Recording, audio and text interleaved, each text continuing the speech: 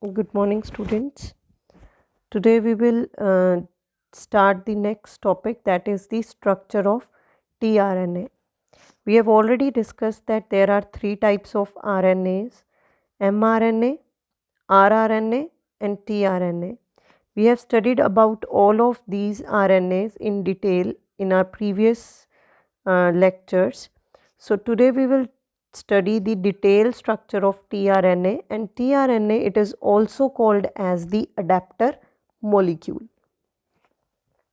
Now one thing that you have to remember over here is you all have to do this diagram. Okay, कुछ बच्चों के पास पुरानी book है तो उसमें tRNA का दूसरा डायग्राम है.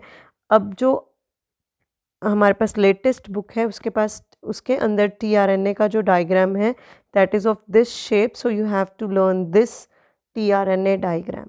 Okay, so this tRNA molecule, it is basically specific for the particular amino acid, and the tRNA molecule that bind with the initiation codon, that is called as initiator tRNA. Now Francis Crick, he proposed the presence of an adapter molecules. That adapter molecule, it could bind the code on the one side and amino acid according to that code on the another side. Okay, now if we saw the structure of secondary structure of tRNA, it looks like a clover leaf, but if we describe the structure of tRNA in 3D tertiary form, then it looks like inverted L shaped. Okay, so mainly tRNA has 5 arms: anticodon loop, amino acid acceptor end, T loop, D loop, and variable arm. Anticodon loop, as its name is giving us hint that it have bases that are complementary to genetic code that are present on the mRNA. Okay, so this part is anticodon loop. Then comes the amino acid acceptor end, this end.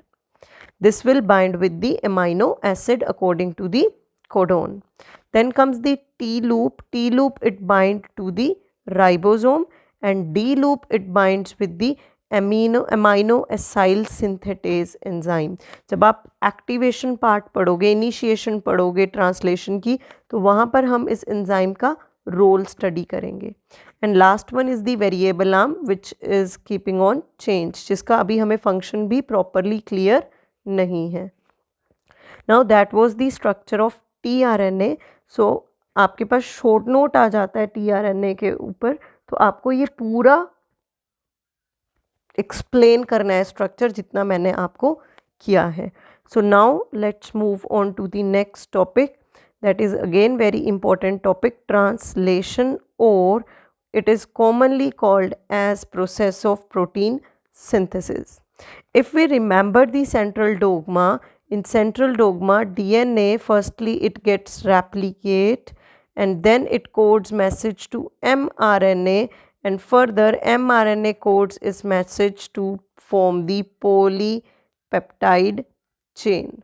So the process of formation of a polypeptide chain with the help of the mRNA, this process is called as translation, or commonly called as protein synthesis. So this translation and protein synthesis, it is associated with the cell organelle called as ribosomes. So ribosomes, they are called as the protein factories, and the protein synthesis, it takes place by the help of these ribosomes. Now if we talk about the translation unit, जैसे हमने transcription unit पढ़ी वैसे ही translation unit के बारे में अगर हम पढ़ेंगे तो it contains mRNA that move from 5' to 3' direction. It comprises of a start codon, that is AUG, then region for coding the protein, then a stop codon. Stop codons, we all know that there are 3 stop codons. Okay, what are these 3? Can you name them? What are these 3 stop codons? They are UGA, UAA, and UAG. Okay, and untranslated region, which are commonly called as UTRs. These UTRs, they are present both on the 5' end, that is before the capping region and after the tailing region.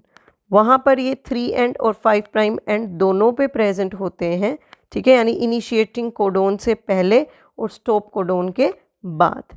ये जो regions होते हैं ये किसी भी protein के लिए protein को कोड नहीं करते, ठीक है।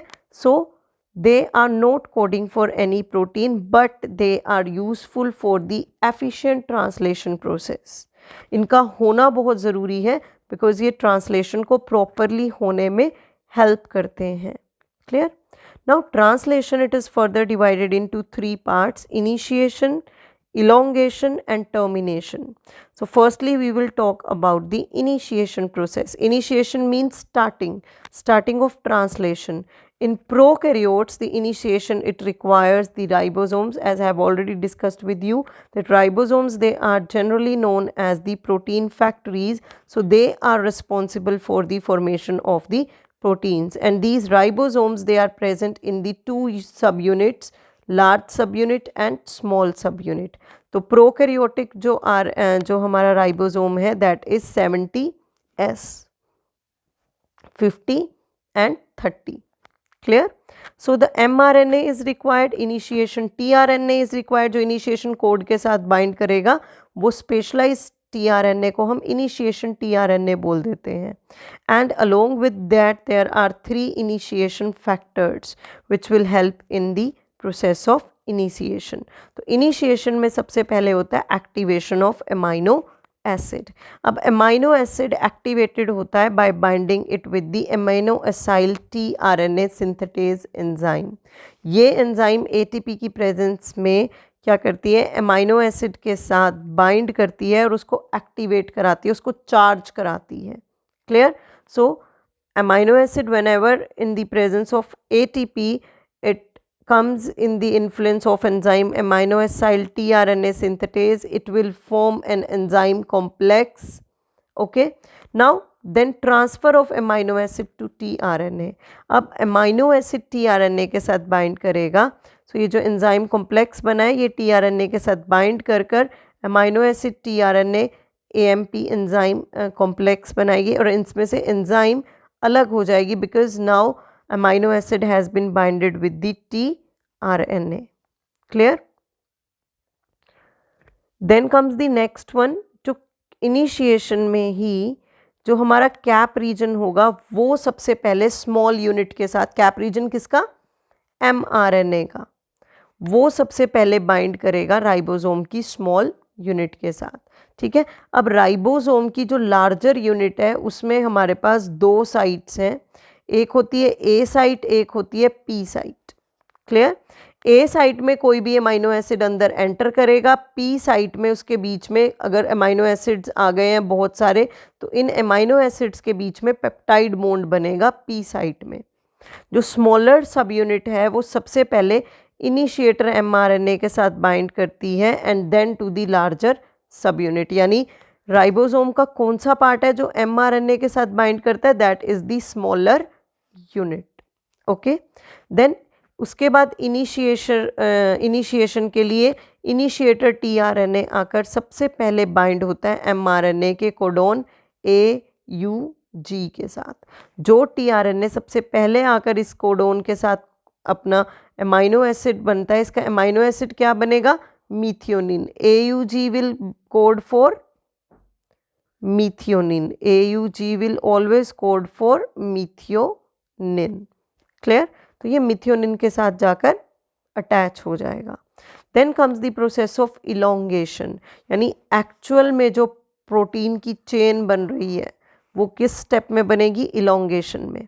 अब AUG के साथ तो इनिशिएशन हो गई, मीथियोनिन बन गया, मीथियोनिन के बाद सेकेंड अमाइनो एसिड आएगा ए साइट के थ्रू और वो कहाँ चला जाएगा, पी साइट पे जाएगा जहाँ पर पेप्टाइड बॉन्ड बन जाएंगे। तो पहला हमारा मीथियोनिन बना, उसके बाद अगर हम इस डायग्राम में देखें तो हमारे पास मीथियोनिन के बाद वेलिन आ रहा है, तो इन दोनों के बीच में पेप्टाइड बॉन्ड बन जाएगा। Okay, so peptide bond is formed by the help of enzyme peptidyl transferase enzyme. ये एंजाइम्स के नेम्स बहुत इंपॉर्टेंट हैं।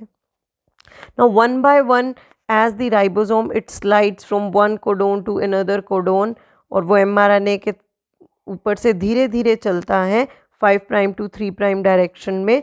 तो क्या होता है, धीरे धीरे अमाइनो एसिड अटैच होते हैं and they get attached by the peptide bond in the P site. Okay, अब धीरे धीरे टर्मिनेशन की टर्न आती है, राइबोसोम मूव करता जा रहा है, लास्ट में हमारे पास क्या आ जाता है, टर्मिनेटर कोडोन आ जाता है। When A site of ribosome reaches to the termination codon हमने पढ़े 3 है, UGA, UAA एंड UAG। इनमें से एक भी कोडोन जैसे ही राइबोसोम के सामने आता है तो ये तीनों कोडोन्स किसी प्रोटीन के लिए बाइंड, किसी प्रोटीन को कोड नहीं करते। तो जैसे ही राइबोसोम इनमें से किसी एक के भी सामने आता है, वहाँ पर उसी टाइम पे पॉलीपेप्टाइड चेन क्या हो जाती है, डिसोशिएट हो जाती है राइबोसोम से, and it is done in the presence of the release factor. Initiation में कौन से फैक्टर्स यूज़ हुए, इनिशिएटर फैक्टर यूज़ हुए। यहाँ पर जब पॉलीपेप्टाइड चेन अलग हो जा रही है टर्मिनेशन पे, तो यहाँ पर जो फैक्टर रिलीज होगा that it's name is release factor.